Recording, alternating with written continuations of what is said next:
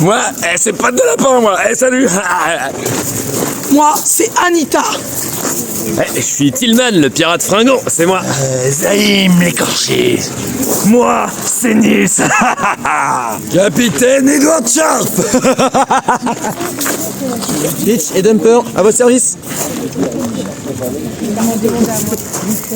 Moi, je suis Lélia. Pierre-Yves est avec nous sur terre de Talent-Bernay. Bonjour. Pierre-Yves, élégamment vêtu. Bonjour Pierre-Yves. Bonjour. Vous faites partie du cercle d'escrime ancienne de Marly-le-Roi, pas loin de Versailles, c'est ça, dans les Yvelines. Oui, à Marly-le-Roi. Qu'est-ce que ça signifie quand on parle d'escrime ancienne? Parce qu'on a plutôt l'image d'escrime moderne. Est-ce que ça ressemble vraiment? Quand on parle d'escrime, en général, on pense surtout à l'escrime sportive. C'est ça.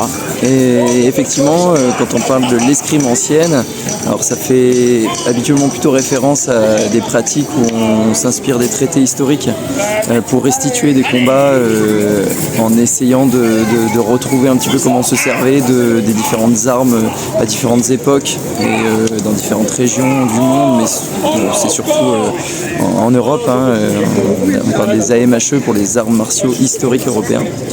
Alors nous, dans la troupe, on n'est pas tellement dans cette mouvance-là. On travaille également sur les traités, mais avec l'intention d'en faire du spectacle. Donc on va détourner un peu certains coups, toujours en s'inspirant des traités, mais en faisant en sorte d'en faire quelque chose d'artistique, de spectaculaire en fait. Oui, vous bricolez un petit peu, quoi. Vous inventez des histoires. Ouais, c'est ça. Ouais, oui. Exactement. Alors vous êtes Pierre-Yves non seulement passionné d'escrime, mais également passionné d'histoire. Vous conjuguez les deux. Voilà, c'est ça. On peut dire. Avec passion. Et aujourd'hui à Bernay, comme les jours précédents, j'imagine, vous donnez un spectacle ici dans le jardin de l'abbaye.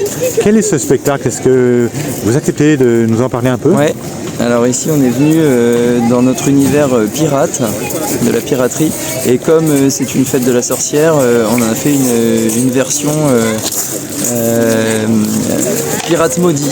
Voilà, donc une partie en fait l'histoire est centrée autour de deux équipages pirates, et l'un des deux équipages a une malédiction, donc en fait c'est des morts vivants. D'accord, on ne va pas tout dévoiler évidemment pour la surprise du spectacle. Ouais, alors là, vous avez derrière vous un superbe bateau. Oui.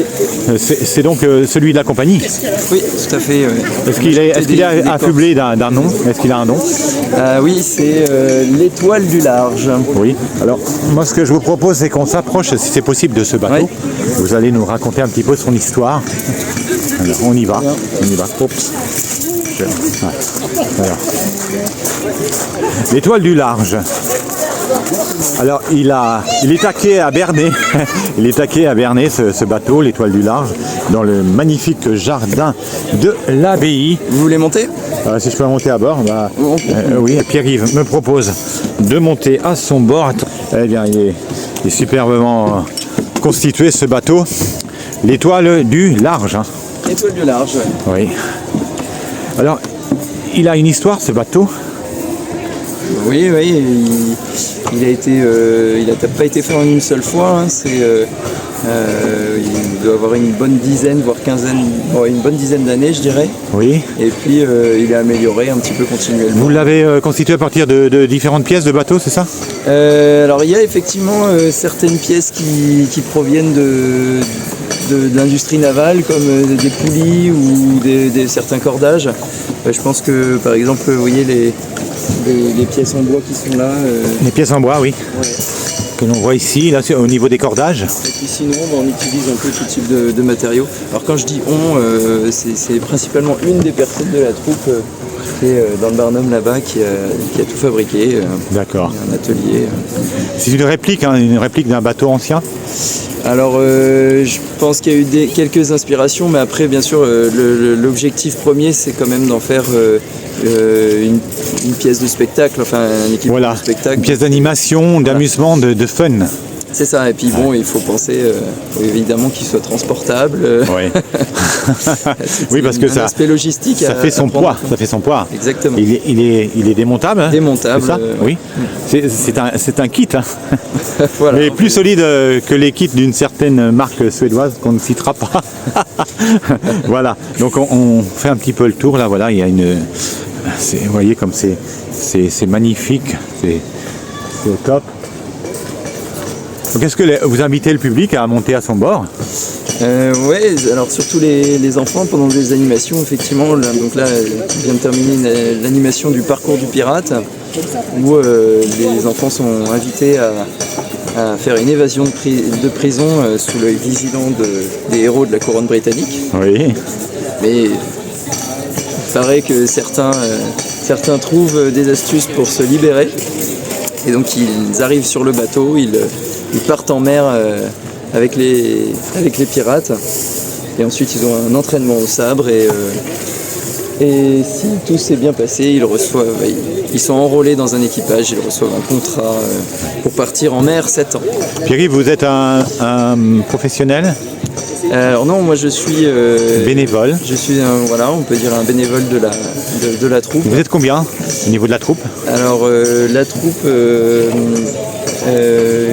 fait vivre 6 intermittents du spectacle, donc qui sont vraiment le socle de la troupe. C'est l'occasion de rappeler l'importance de soutenir la culture et puis les intermittents du spectacle qui ont un statut toujours un petit peu fragile, on va dire. Hein. Ouais. C'est important de les soutenir.